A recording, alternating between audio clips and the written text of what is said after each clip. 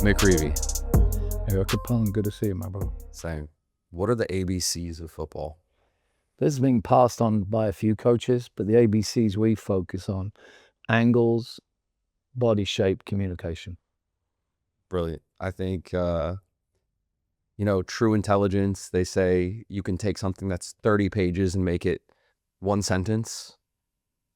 I think that right there, when I first started like assistant coaching with you with the 12 girls, and you were like ABCs, angles, body shape, communication, that you can use to the highest level of soccer, from the little guys all the way to the top. It still makes sense.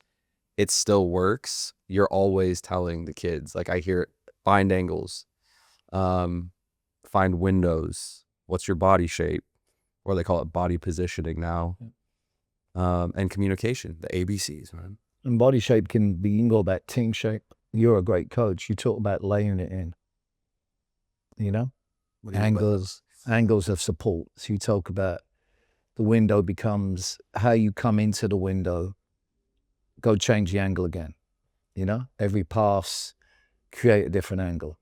So now you're telling players to play and move, but by layering that idea in, when you say angles, you hope they've collected that layered idea. So we talk about checking into windows at different angles. So sometimes I'll say change the angle. And the players I've coached are normally hungry, great appetite for learning, great growth mindset. When they heard change angles, then they'll change a window, or they'll come through the window at a different angle. So I'm very fortunate to have a bunch of young players that embrace the learning part of the game. When you have that, like you do, you can use keywords, cues, and those cues, there's layered ideas behind it. It's brilliant. And I think just to clarify, like windows are the spaces between defenders. Correct. So when you're checking into a window or finding an angle and checking into windows, you're checking between two defenders, like to break lines. Yeah, it's brilliant. And I mean, absolutely so clear and concise. Like every player can understand that. Yeah. Now the coach had D and E the other day, and I stay away from the D and E a little bit, but decision making and then execution. So you're in the middle of a practice, and if you want to give, some coaches like giving feedback, you can say, I love the decision making, the execution was poor. So you can get a quick feedback to a player and let the game keep playing. So you could have played, it was the right decision to play through the window, but then your toe wasn't up, ankle wasn't locked, so that there was poor execution. Yeah, that's very valuable for players. I think players need feedback. Like when you're giving them that constant feedback during training, not just kind of like talking at them, but actually giving them positive feedback mixed in with the critiques, especially for like the young players, that's adds so much value for them. I've noticed with my players, the more feedback I give them in training, and I actually use that all the time, by the way. I still use that, dude. I still use ABCs, angles, body shape, communication, change your angle. And I always say, like, I try to put like, all right, try to change 3-4 steps of your angle. Like pass the ball, take a few steps left, take a few steps right. Either way, just change your angle at all times, right? So valuable. One of the things I like about that is that he said, the execution, right? Decision-making, execution. And you'll see where you could watch a training session, any club, any organization, and a coach will see an execution that didn't go well, and then they might call the player out on execution, and then that player might hesitate to try it again, right? Because they didn't know, like, hey, that is the right idea, it just didn't work, right? Where maybe they go and say, why are you losing the ball? Keep the ball. It's like, no, be brave, do that play. You had the right play, it just didn't come off right. Here's why. That's something that I feel can sometimes scare players into, they need to make the mistakes, but if they're afraid to do it because we took away both parts of it, where now they're questioning, did I even make the right decision? Suddenly they might hesitate to make that pass next time, rather than what Mick is saying here. Hey, it was the right idea, just you got to do better on your execution. Absolutely. I was going to even bring in that Malcolm Gladwell view of a tipping point. He just rewrote a book he wrote 20 years ago and rewrote it for today's society, and it still applies. But as coaches, if something breaks down, there's probably 2 or 3 things that have occurred before that breakdown. You know, so if a player gets a ball and makes what we'd say probably not the best decision, it could be on the movement of their teammates. It could be on that, how they open their hips. It could be based on more than just, that's a bad decision. I mean, that's where feedback and helping a player understand, this is where you do a great job, and I've seen you do a great job, and I watch you play. It's the details. How can you help a player adjust a detail to a situation which allows them to solve a bigger problem? Yeah, that's huge. Recently, I've been coaching my players to try to frame kind of their confidence in a way that, like, the way I put it is, what signal are you sending on the field? What signal are you sending? Are you sending the signal that I'm confident, I want the ball, I'm being assertive, right? I'm taking my chances, I'm being brave, I'm believing in myself. And when you send that signal, it tells your teammates, it tells your coach that no matter how many times I fail, if I mess up a pass, you know, if I miss the shot, what signal are you sending after you make that mistake? After that adversity comes, after that failure comes, and can you frame it in a way like, this is just part of the game. This is not the end of my game today. This is not the end of my training session because I didn't complete that pass, or I didn't score that goal. Maybe it was sitting right in front of the goal and all your teammates went, oh, and sighed because you missed it. What signal are you sending in that moment? You know, are you hitting yourself in the head? I see that all the time. Player, you know, you guys see this? Hit themselves in the head, smack their knee. I'm like, get on with it, man. I think we kind of talked about it in the last episode about resilience. Yeah. Right. And to that point, I had a club buddy who ended up playing at St. Mary's up in California, Moraga, I believe. And he was a goalkeeper. And one time, he and the other goalkeeper, they were just getting battered shot after shot after shot, you know, diving, saving. And the other goalkeeper, who was a junior, was pretty frustrated. And my friend goes and says, and he just smiles and says, we're saving more than we let in, right? That ability to go and just find the positive there and to take it on the right way so that he can continue to perform. Yeah, we're going to give up some. We're going to make mistakes because everyone does. Lionel Messi does. Ronaldo does. The best do. But we're still doing better than, we're not failing. We're saving more than we let in. And goalkeepers are the most difficult. We use the term someone gave me a few years ago, the next save is the most important. So if a keeper has a bad one, which you coach young keepers, you've got to embrace those technical breakdowns or mentally not ready for a moment. Yeah. But if you can reset the brain by saying, the next save is the most important.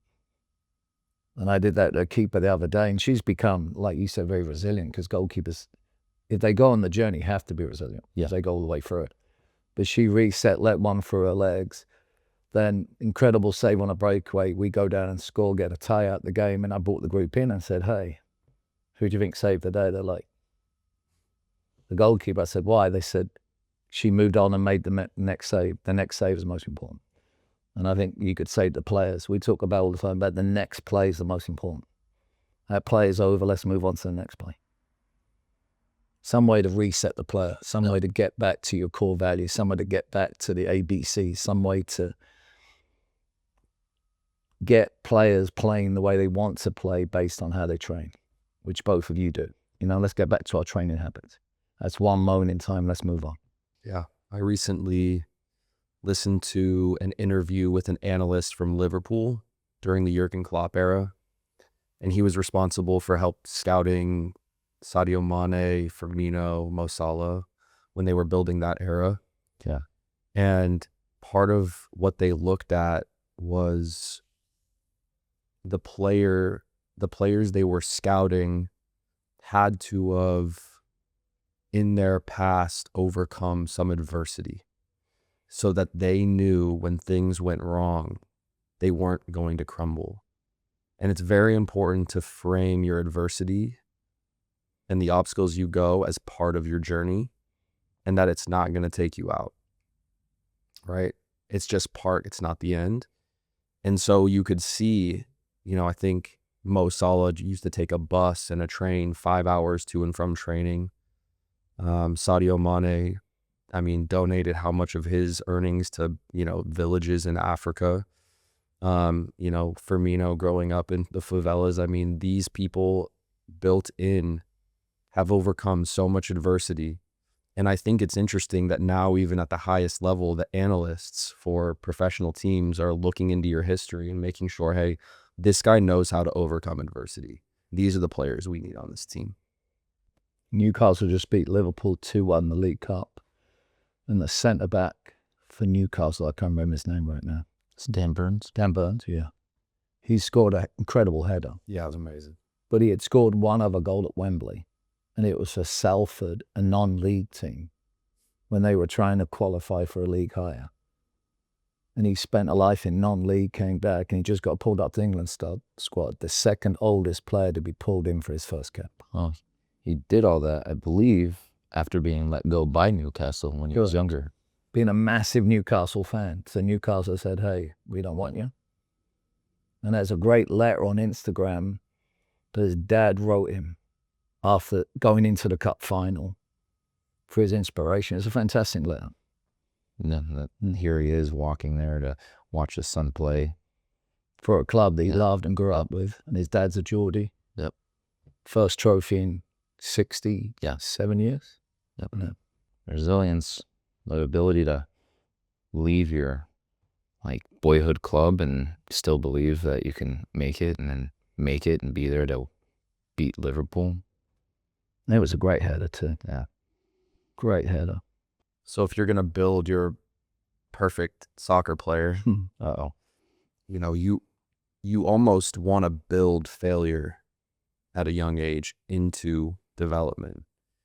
Because I think in America, we have a culture of, we're paying you to win games. We're paying the club to win games. We're paying the coach to win games.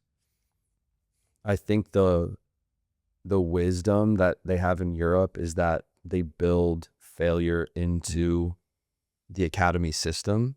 Yeah. They go, let's go play at this team on Saturday. We know we're going to lose, but we want to play them on Saturday because that's what's best for these players. They need to lose. Yeah. I'm in this coaching course, or coaching development course, and we do a Zoom call every Sunday. And the guy who heads it up, his name's Ray Power. He has a ton of books. He used to be at Sunderland Academy. And so he gets these guests, and every once in a while he gets really special guests. And we got one with Per Mertesacker, who's the academy director at Arsenal in London. Played for Germany national team, played for the Arsenal first team. Crazy, awesome. And really, really cool Zoom meeting that he had with us. And he explained that on the academy, they have games that are marked green or amber. And when they get too many greens, they search out an amber, so the boys have struggles. He doesn't want all greens. He doesn't want them to beat everyone. He'll go and say, oh shoot, we've had 3 or 4 greens and it's been too easy. It's been a breeze. Find an amber. Just like you said, so these guys struggle, so they have to really push themselves. Can they be true to our identity when things get difficult? And he said, because our profile, our game model, it's easy to do when we're doing green games. But can we stick to our game model when we have an amber game? And so it's interesting that you said that, because a director of one of the best clubs in the world is saying the same thing for his academy. You look at players like that promotion relegation in England. USL have just announced next year they're going to do promotion relegation. You look at maybe arguably top 3 player in the world, Harry Kane. He was loaned out to Sheffield United, Millwall, one of my favorite clubs. And Millwall was in a relegation battle when he got loaned into Millwall. And he helped Millwall get out the relegation battle, saved them from relegation. Announced player of the year, then goes back to Tottenham and gets back on his career. But to be in those matches where it's relegation, like you're on the verge of going down a division. And it could affect more than your career. It could affect the people in the stands. It could affect the club. The club could go down a division, lose players, can't keep the players, and continue going down. And it's fascinating looking at Nottingham Forest, that's third in the league right now. 4 years ago, they were in a relegation battle in the Championship. And I think there's only 2 players left from it. Those 2 players probably bring something to practice or training that you can't replicate. You can't add that to a practice or a game. The threat of being relegated, the threat of losing your job, the threat that there's people in adherence that are so mad at you that they love this club for 40 years, and then you could be part of them being relegated into a lower division.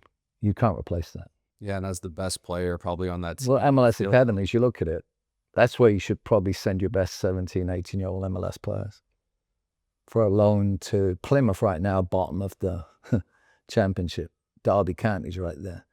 Luton, that were promoted a year ago, got relegated. They're now third from bottom in the Championship. And people are wondering why they're struggling. I believe they're struggling because you got players that are in the Premiership and I think they haven't quite adapted to the hunger and the fight of players that are who've been in that division and are saying, we're not getting relegated. We don't care who you are. We'll do what it can to keep this club alive, keep this club in the Championship. So I think it makes a factor. So I want to actually, let me get this straight. Okay. You think that we should take the top MLS Academy players, and loan them to somewhere in the world, clubs in relegation battles in Europe? Somewhere like bottom 6, and say to them, one, it's a local club and there's kids that would die to wear that jersey. So now you're going to have to beat out a 16-year-old that's been living and breathing this club since they were 5-year-old. That will put a tackle in at practice, so you'll be like, what's your problem? And they're like, you're my problem because you're a foreigner and you don't appreciate the badge. And then go into a game where you get subbed on with 10 minutes left, where you have to get a tying goal, or you don't have a job next year, or the guy standing next to you, you're fighting for your manager's job. I mean, resilience, that's where resilience comes from real life situations. That's a really interesting idea. And I'm not saying it's going to work. I'm not saying it's going to work. I mean, Landon Donovan did it when he went to Everton. Everton was struggling when he went to Everton. But then he did it for 4 months and came back and said, and I don't blame him, there was an article where he said, I had the choice of staying at Everton or going back to the MLS and living with my suit. At the time, she was a swimsuit model with my house on the beach in California. What do you expect me to do? And I'm not knocking Landon Donovan. I don't know him. I probably would have made the same decision myself.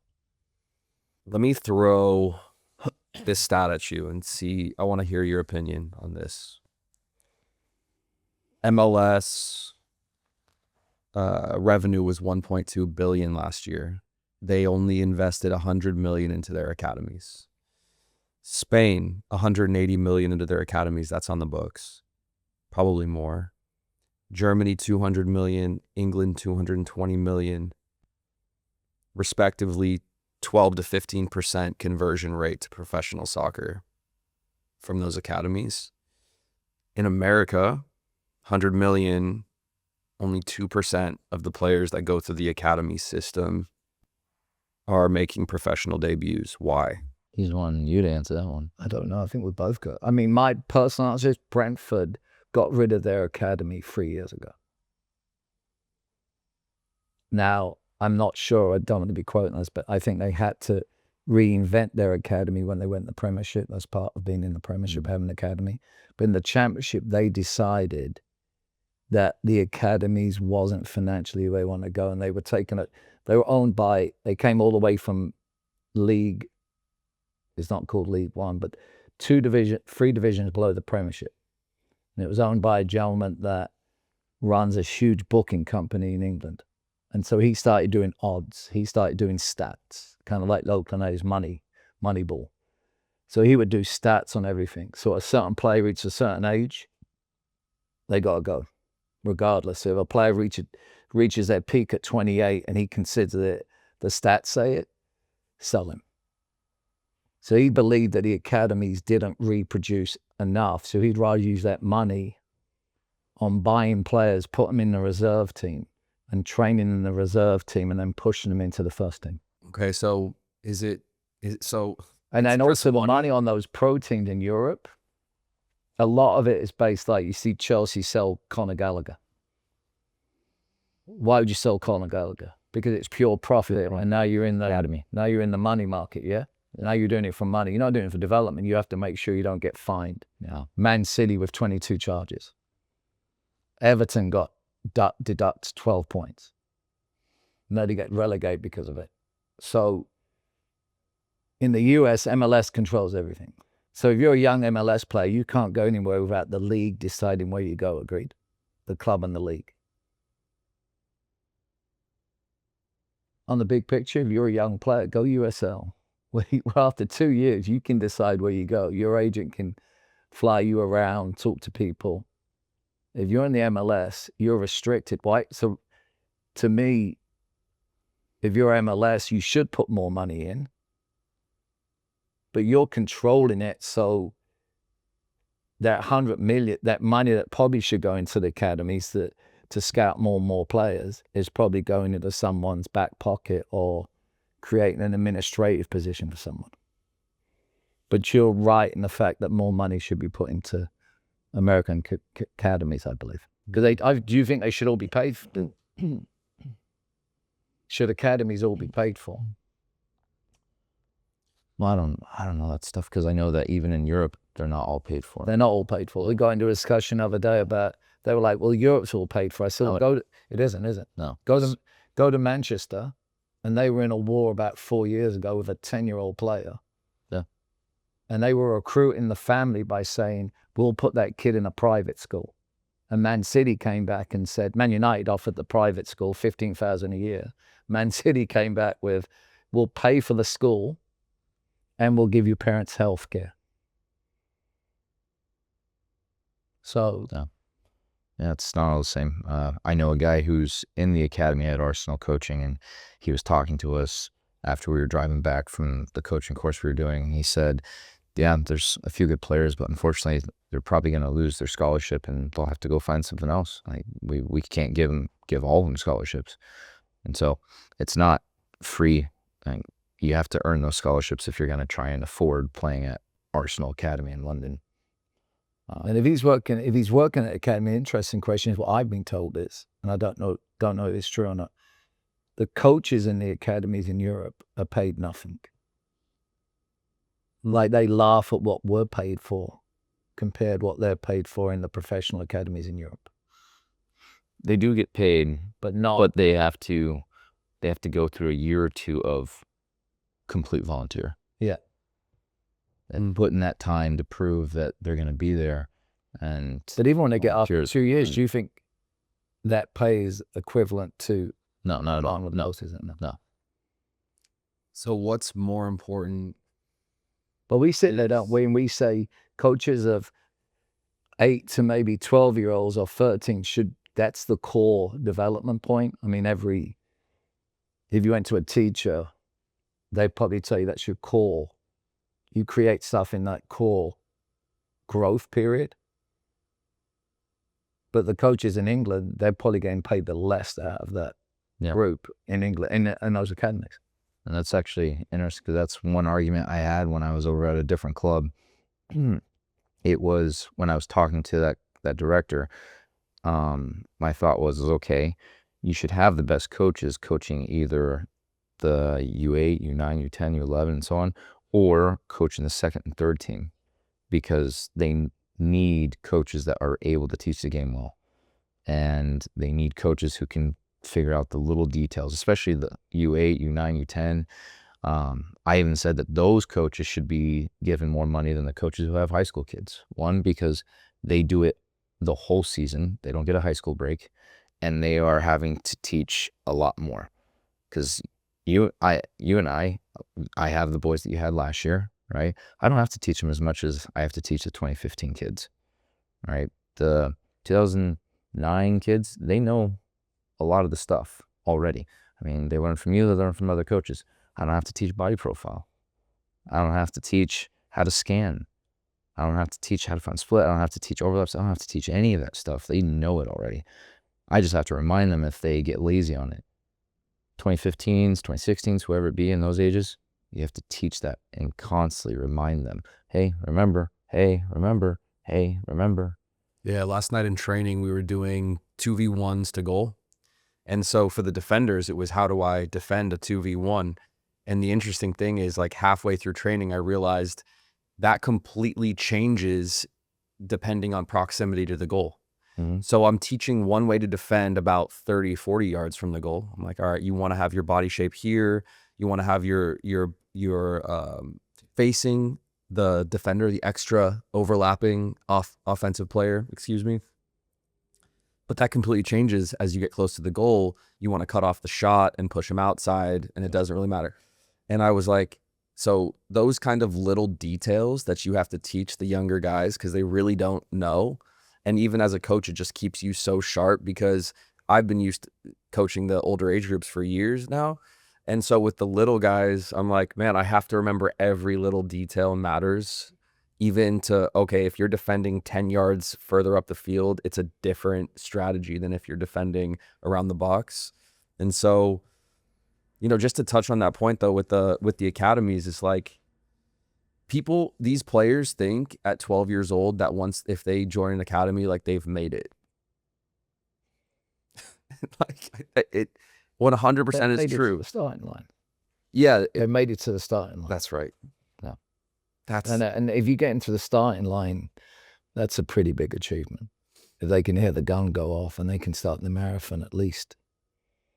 We're talking about journeys are long and woven and weaving and intricate, but as many players when get to that starting line means that maybe one or two crosses it. We said it last week, 20% of the kids that are considered elite at 12 are still considered elite at 18. 20%. In Japan, on the women's team, they put all the most licensed and qualified coaches, all the younger groups, and when it gets to the national team, they give it to their least experienced and least licensed coach on the women's side because they believe that they're at the point now where they just need to go play. Right. And that'd be an interesting model. I'm not sure. You'd have to find a really interesting club to turn around and say, we're going to try to copy that model. I'm not sure. I'm not sure it works in a customer service world that we live in America. Well, in Europe too, but it'd be an interesting idea to switch it and say, like you did. Yeah. They're the players that need it. And they're the parents that need the education. They're the parents that are like, you hope are going on a soccer journey, whether it's high school, college, pro. And along that journey, you just want to give them enough information so as they climb the mountain or run the marathon, they're better prepared.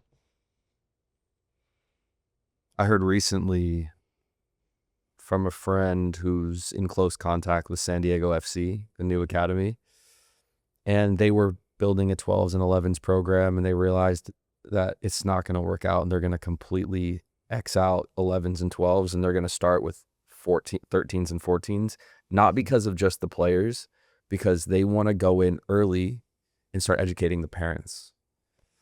And I think that that's something that we really miss, you know, at least we're in Arizona. In my experience, like the parents do need a better education of like what to expect, because I think they go to a certain team or a certain club or a certain platform, and like all of a sudden magically their kid's going to become Messi or something, and they don't realize like the journey is going to be so long and that there's going to be so much adversity, and it has nothing to a little bit to do with the parents and how much they're sacrificing, but a lot of it just has to do with like the dedication, the resilience, and over time. Well, not even just that, but a lot of it has to do, when they get to those platforms, they're expecting this amazing development and to hit new heights. And I've even noticed it with some parents at certain clubs where the platform automatically means you're going to be better. Whereas what I've noticed with quite a few coaches in those platform teams, it's kind of like what you just said. Like they're just having them play because they expect them to almost be a finished product at that age now, or at that level. So it's like, all right, go play. So they're not actually developing those players. They're just winning the games because in the platform, go win your games. Go win that conference. Go to the nationals, right? And so then those players, their development is coming from the game they play against a team in Colorado or Utah or Vegas, whatever it be. And really, I go back to what Zinedine Zidane, what Johan Cruyff said. They were always saying, and Zizou said it, where he said, I was touching the ball so much on my own. I don't get that from being on the practice field. I got to know the ball and I have a relationship with the ball at home. And then Johan Cruyff said, I trained 3 to 4 hours a week at the MLS Academy when I was young, but I played 3 to 4 hours a day on the streets. Where do you think I learned football? And I feel like once you get to those type of platforms, and I've seen this with many kids where they just go and say, okay, you know, that whole I made it. But really it's the starting line for like MLS academies and whatnot. And they think that the environment of training is where they're going to get it. Whereas again, I've seen it firsthand where it's, the training isn't spectacular. Again, the coaches come into it sometimes thinking, I got the finished product for this age. Let's go. Just play. Just win. Just play. Just win. Because a lot of coaches with the younger teams, we have to have a growth mindset. Yeah. We go in there thinking there has to be growth this year. Use of the left foot, opening hips. So the continuous growth mentality from the coach to the players. There's definitely a more fixed mindset with some platform groups where it's more, instead of asking the why are you doing something, it's more, why don't you do this better? Instead of teaching it, it ends up being more of a recruiting system. Yeah. So if the players aren't doing well at 13, 14, well, let's go recruit 3 or 4 players who are doing it right. And those 3 or 4 players could be from a smaller club where that coach realizes they don't have a platform. Whatever the platform is, Mickey Mouse, whatever you want to call it, Disney, there's so many different platforms that alphabet soup, call it what you want. They have to coach because those parents are there to be coached. While on the platform, some parents feel, like you said, they're here now. So everything's going to work out. Yeah. And do you really have to, as a coach, do you really have to have development and growth mindset when you know, like what he just pointed out, which I've seen many times where, this player isn't as good at left back. I can just go find another player who isn't in the same platform. And they'll love to play for us right now because we're a platform. I've seen it many times. Yeah. I was going to say, to add on to that, it's not just like, why can't you do that? It's like, you're not doing that, so I'm going to go get someone else that can do that, rather than let me teach you how to do that because I already see these other great qualities in you and I believe in you and I'm going to help you get better at that. You can't do it. Go get the other guy from the club that we've already been scouting and he's can't wait to get in here. You know, I've seen that multiple times playing the MLS academies this year. Played different rosters every single time I've played them. They are not shy about it's just a conveyor belt, you know, a complete conveyor belt of talent because there's so many players now with serious talent. And if you don't fit the bill physically, even it's something you're completely not in control of at those age groups, you're just not big enough. Like, we need to get someone bigger in that position. We need to get someone stronger or whatever. And it could be more of a societal change.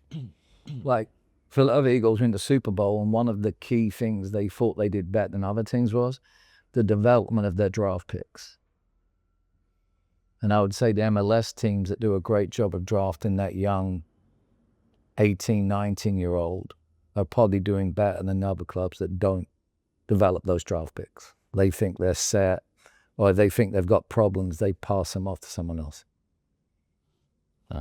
And that's why I think the lower leagues are fantastic. I mean, you see in England how many players get loaned out to lower league clubs or to a different league somewhere in Europe, and there's someone in those clubs teaching them habits, because then they come back and they're fantastic. One of the things that I got humbled when I was coaching in Richmond, this was the beginning of my journey in coaching. I was over in Richmond coaching at Strikers, and I was just visiting my parents. I was talking to my dad, and we were just talking about one of my teams, and I just said, "Oh, this player, he can't do this. It just frustrates me. I'm just trying to get it." And my dad cut me off and said, No, he can't do it yet. It's your job to make sure he can." What? Oh. And so from then on, when my players go and say, "I can't do it," I'm always remembering that and going like, "No, you can't do it yet. You're going to learn. Just keep at it." But that's that growth mindset that my dad taught me, is like, okay, how do we get him to be able to do it at some point? Because right now he can't. How do we get him to now he's doing it, right? And we have that time when we're not on a platform team, right? Because here's the thing, you talked about the societal stuff. In all fairness, those parents, you're on the platform, you're expected to win. Like that's a winning situation. That feels like, to me, like I coach UPSL, and to me that's almost like UPSL level expectations, but for youth, where this is no longer development. This is, you are here to win. That is your job, right? When you have the parents there, win, win, win. And here's the thing, is losing isn't really acceptable, because we've created a society where losing is in a way not acceptable, right? They won't even accept relegation. That's what's so awesome about USL. USL is doing relegation, but people are so afraid of losing here that they don't have relegation in any of the leagues. You're the worst team in the NFL, and you're actually rewarded for it, because they don't want to bump you down. Fans will lose their minds if they lose that top NFL division, if it ever existed to go down. MLS, could you imagine getting relegated and what those fans would do? Because we were talking about it. They actually have good crowds, really good crowds, every week, every game, right?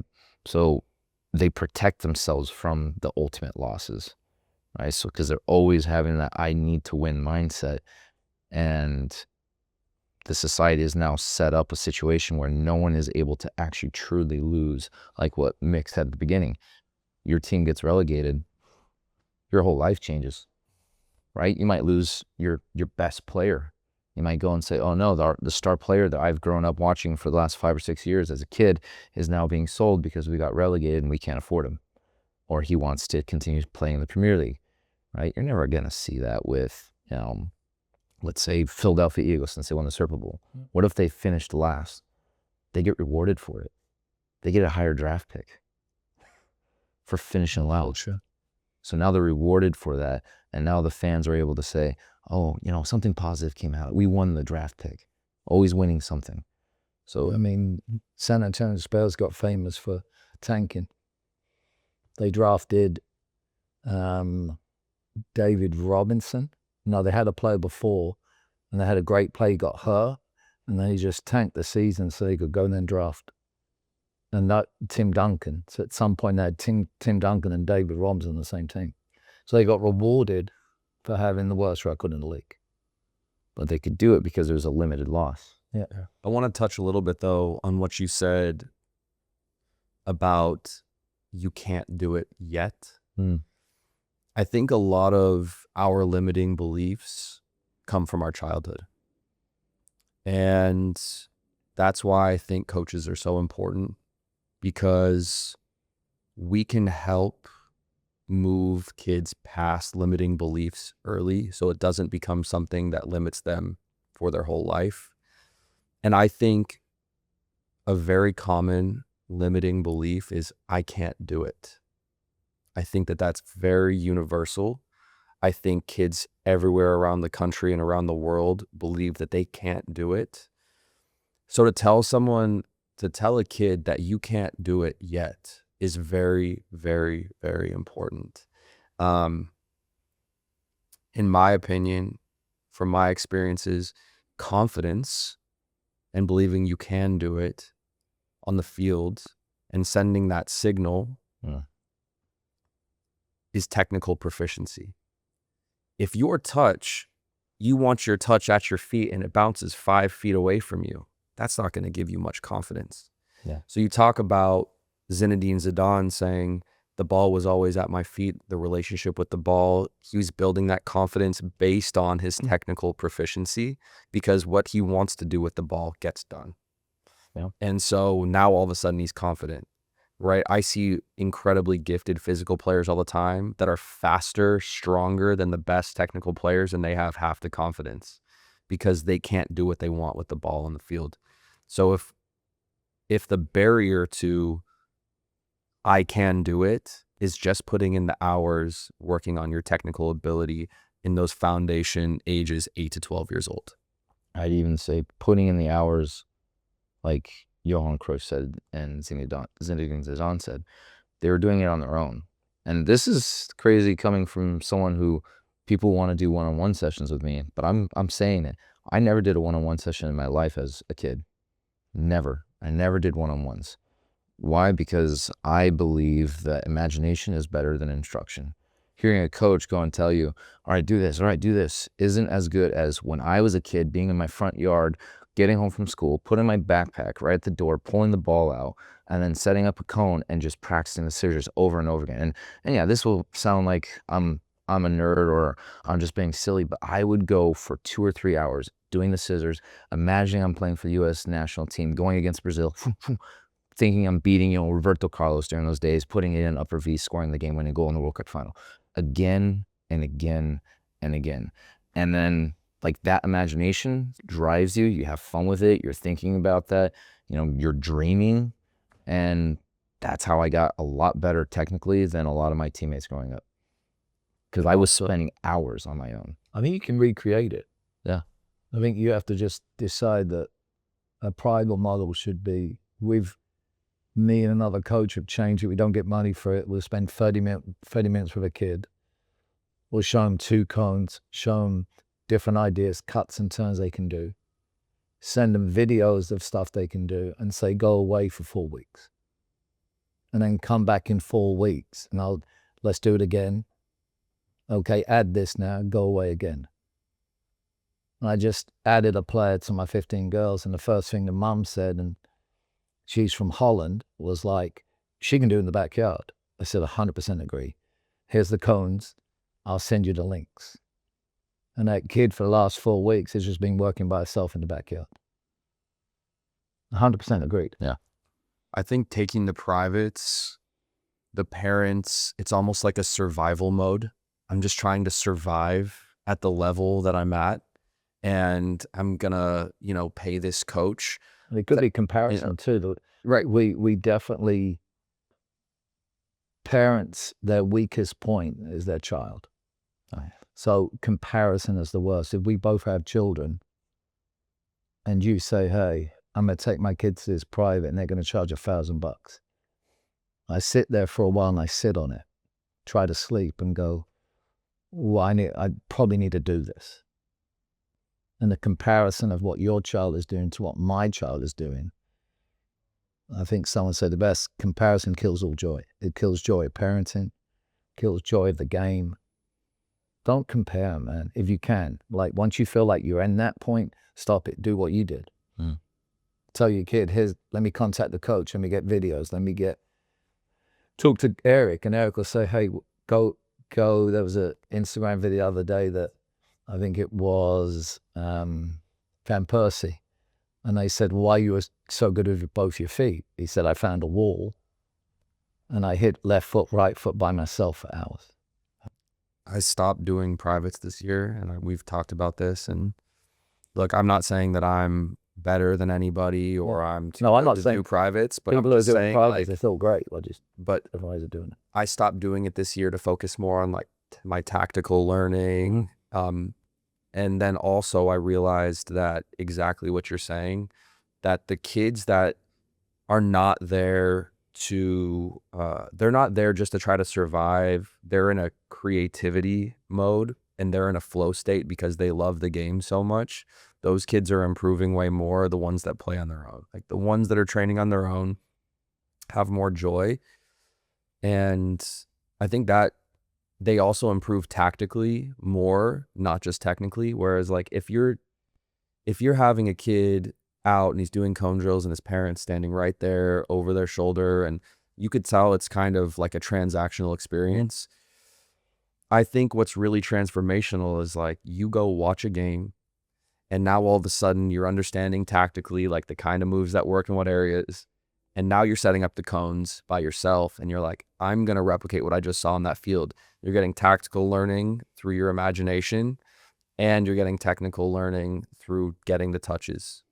So I think the kids that just love soccer more, that's why I think the Spanish players are so amazing. Like the culture is so passionate about, the tactical game, even at a young age, that they don't really like, they are getting taught tactics by the academies, but I think those players know a lot about soccer, even at a young age, a lot about the tactics of what makes you effective, and then add on top all of the technical learning, and it makes you so much more effective.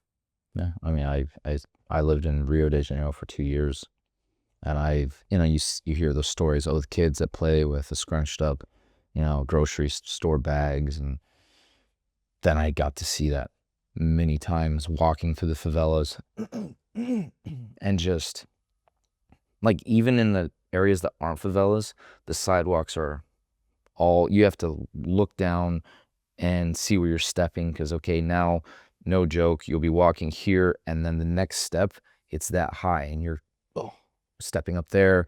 It's a workout. Oh, now you're stepping down, now it goes at an angle and now your shoe is twisting and this and that. Then you get to the favela, it's even worse, and it's all dirt and it's jagged, there's glass and stuff, and here are these kids freaking playing with a ton of grocery bags all wrapped up. And what they'll do is, one of them was pretty clever. They'll take some soda cans, and wrap it up around inside the grocery bag, so it has a little bit more to it, right? It's heavier, so they can play with it more rather than just the bag floating up. And those kids just boom, boom, boom, and the moves they can do. And I mean, I would say their touch is probably better than mine ever was, because you try and play on a favela sidewalk or whatever pathway between the houses. Like, I try not to roll my ankle when I'm walking there, just normal, and those kids are playing like full speed against each other. But they're not doing it with instruction, they're doing it with, I guarantee you, they're dreaming of what they're going to be doing someday, getting out of the favela. That's one of the things that pushes them, right? And I think, and Mick can probably talk about it more, but the 92s of Manchester United, the reason they were so freaking good was because that was their escape. And talking about resilience, the 92s, like David Beckham, they had to battle because they had to get out of there. And then, what's his name? Tim S. Grover, on the book Winning, said that he was working with a football team, a college football team, and everyone was saying, yeah, after my college career, if I don't make the NFL, I'm going to do this. If I don't make the NFL, I'm going to do this. And he said there's only one player on that team that said, I have nothing else. I have to make it. And he's the only one that made it to the NFL. Because he knew there was no going back. There was no plan B, C, D. There was only A, and he had to make it.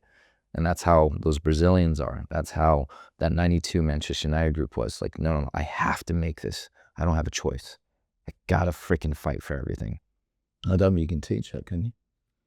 That's difficult. Raheem Sterling, I mean, the journey he's been on, he had scored two goals in the Champions League semi-final return leg, sat on the bench for 5 games.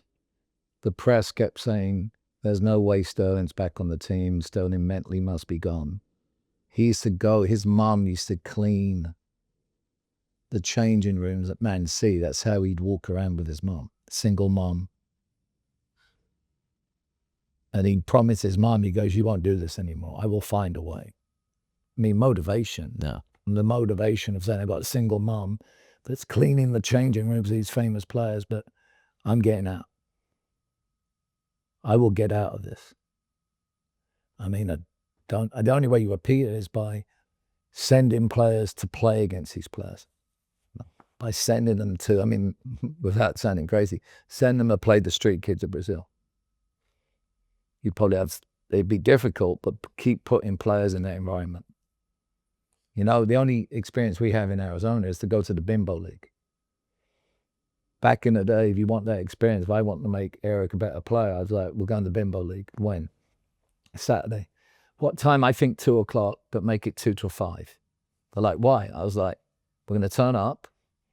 The games are going to be 2 at Fair Farm, but it might be free. They're like, why free? I'm like, that team might have another game and the dad doesn't quite know the time. So we'd be there early. I was like, relax, sit in the shade. And that team would appear at free. And the dad would have a bag and throw jerseys on kids. And the parents I coach would be like, are they all the same age? I was like, who cares? Let's play. And a player would have turn up at half time. The coach would throw him a jersey and the dad beside me like, well, he's not legally allowed to play, is he? I'm like, no, but do you want this experience for your kid? To play, this is street soccer, where people aren't checking player cards. You could be playing against a 15-year-old when you're 13, you know? And then you get that experience of playing on a Fair Farm dodgy field. You try to put what we consider a good soccer ball out there, but the Bimbo League coach will pump out one of those balloon balls that they love to play with. And then you get this great experience. In the end, the Latino community and the dad and those players would respect you for turning up. And there's always, like you said, 3 players on that team. You're like, come play for me. And they're like, we're not sure. We play as much as we can down here. And then you say, well, call me in 2 years when maybe you need more than this. I think there is a way, that was the way to experience back in the day. But I think now it's even so structured that you can't even get that experience from Bimbo League anymore. I think girls you can. That's why I think I coach girls. I can take them to the Bimbo League and play boys. I can play up. For younger boys teams, it's tough. You've got one of the great ones coming through, but you have to search. You have to travel to California and play in the academy from California, because playing up isn't really getting it done for you, is it? So I think it's harder for the boys. That's why I think the girls' side of youth soccer and the girls' side will always be, there's always going to be a gem that comes through on the girls' side. Whether they go through the college experience, whether they go through the NWL's experience, whether they go to a European academy when they're 16, 17. And I guarantee any player you talk to, there's a 14-year-old girl that just played the first NWS game last weekend. And she played for the Slammers. And you call down there and you ask about her. And she was playing for the Slammers girl, but she was playing for boys teams all the way through her career. It's hard to give that same experience for a boy. You got an elite boy and you say, let's play him 2-3 years up. What's the first response? Can't do it. It's not healthy for him. Wayne Rooney at 14 was playing with 17-year-olds. Can you do that now?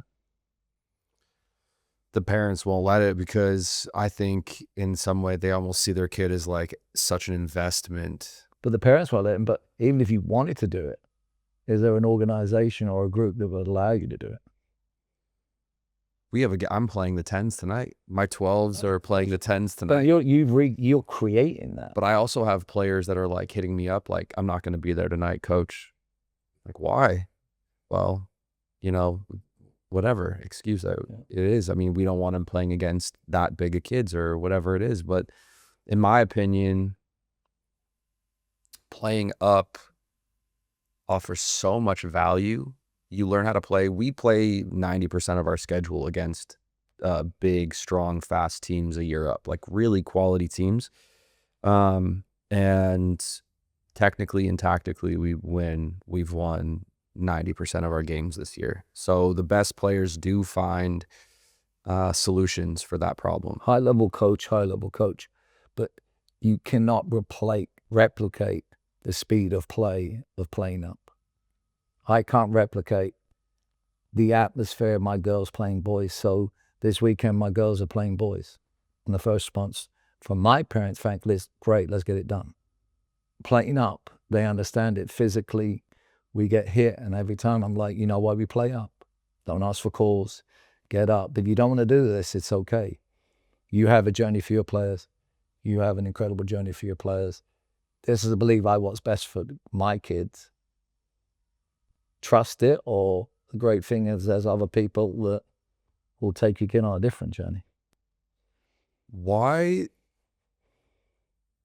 does America not have any consequential controlling, prolific center midfielders. Like the type, like if I look at the Champions League and I see teams that are really successful, they all have Spanish players in there. It's either going to be a Spanish or Portuguese anchored midfield, or maybe Brazilians as well. Like, if you looked at PSG that just dismantled Liverpool, it was 2 Portuguese and a Spanish player. If you look at Man City, which was one of the most prolific midfields over the last, it was Rodri that was anchoring that midfield. The Newcastle game, it was 2 Brazilians and an Italian versus a Hungarian, an Argentinian, and a Dutch, and it was not even no contest. The Brazilians and the Italian dominated and controlled that game.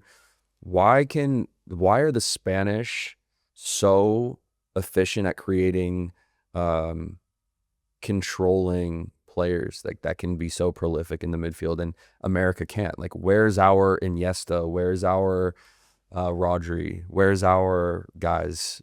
Like, we create a lot of fullbacks and center backs and maybe a striker here and there. Where's the guys from the middle of the pitch? Why don't we do it? Why can't we create it? My opinion, I took a course from Barcelona on development of high-performing athletes. My opinion would be that it goes back to these platforms where these players, right, when they're competing against each other, right, you have an MLS Next team playing against MLS Next team, right, and they're going to make each other better just by playing against each other, right, and those kids that are on the second and third team, they start to get left behind because they're playing against second and third teams within their state. They don't travel as much. They don't get that competition. So these become the top players, and it kind of becomes siloed.